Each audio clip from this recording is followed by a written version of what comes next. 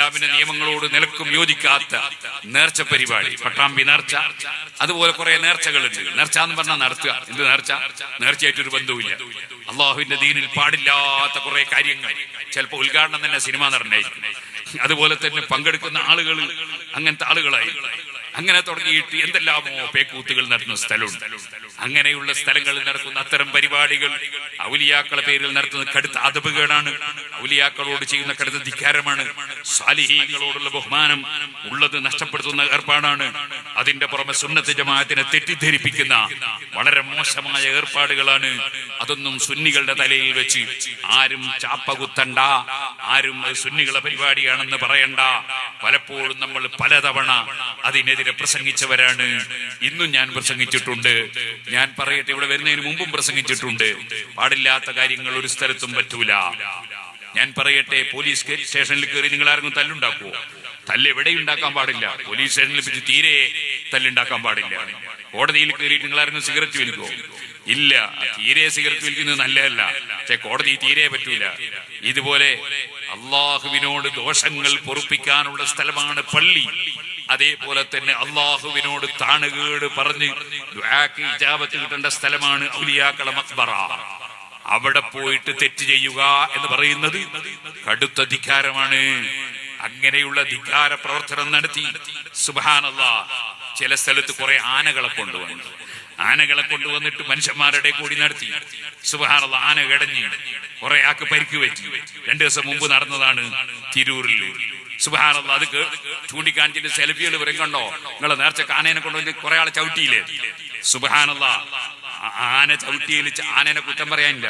കാരണം ഇത് ചെയ്യേണ്ട പണിയല്ല ആനനെ കൊണ്ട് ചെയ്യിപ്പിച്ചത്. ഞാൻ പറഞ്ഞു വരുന്നത്, ഓരോ സ്ഥലത്തും തെറ്റായ പ്രവർത്തനങ്ങൾ നടത്തി ഔലിയാക്കളുടെ പേരിൽ പണം സമ്പാദിക്കാൻ ശ്രമിക്കുന്നവർ ഉണ്ട്. അത് ഇസ്ലാമികമല്ല. സുന്നത്ത് ജമാഅത്തിന്റെ ആലിമീങ്ങൾ അതിന് അംഗീകാരം കൊടുത്തിട്ടുമില്ല.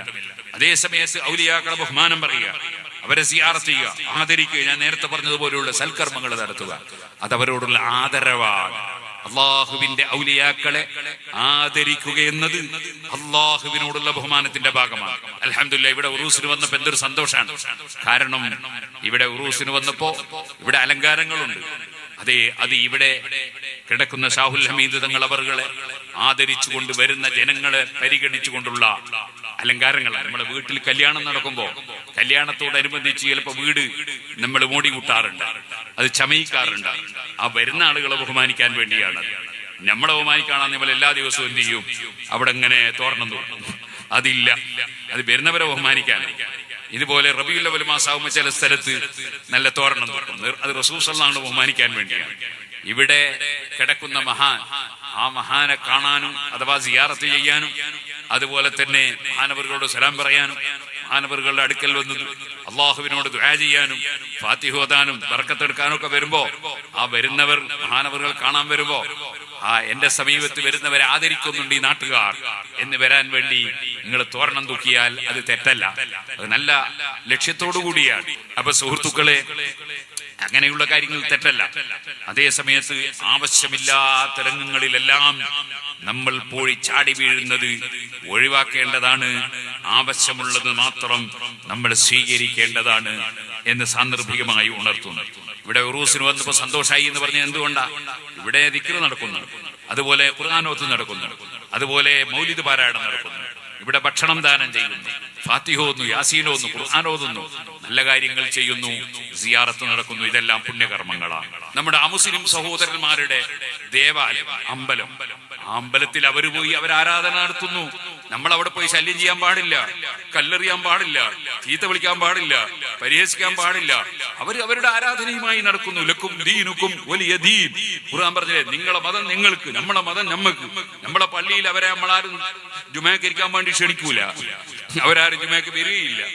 അതേപോലെ തന്നെ അവർ അമ്പലത്തിൽ ഒരു പരിപാടി നടത്താൻ അവരാരും ക്ഷണിക്കൂല, നമ്മൾ പോവുകയില്ല.